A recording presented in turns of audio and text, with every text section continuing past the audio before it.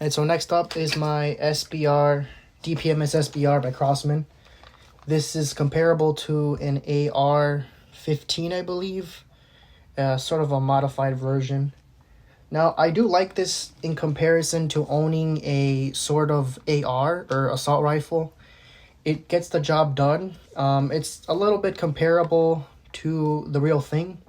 Obviously, you know, you have a more compact and a little bit more of a simple version. The magazine does make this gun a little bit heavier, and the way to load this gun and to get the CO2 in is pretty complex, and they will not explain this to you in any other YouTube videos. So I'm gonna go ahead and explain this to you.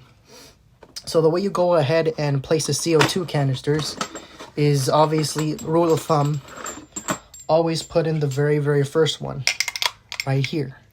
And they always say, oh, go ahead and screw that one in first and then the second. No.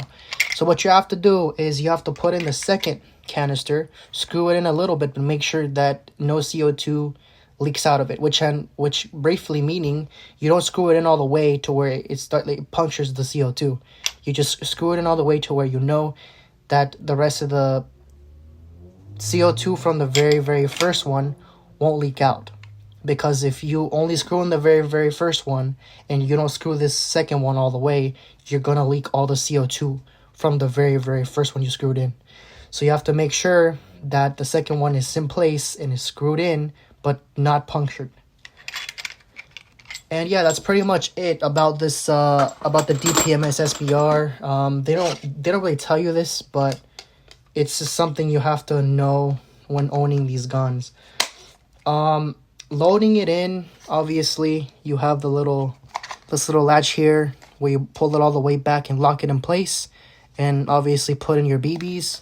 They do already provide you with a little speed loader, so props to them for giving you a speed loader with this AR. I'm not much of a fan of using a speed loader, but if it gets the job done if you're trying to reload. There is also the compatibility of buying another second magazine. That will run you about 60 or 50 bucks. But overall, I think I'm pretty good with only one magazine. Me personally, she shoots like a charm. Apparently, in the pamphlet on the actual box of the Dpms SBR, they claim it's 480 frame rates per second. I can attest to that. I think it's pretty powerful, but 480, I think it goes for about more like 460 from what I've seen. I haven't really tested it out with a device yet,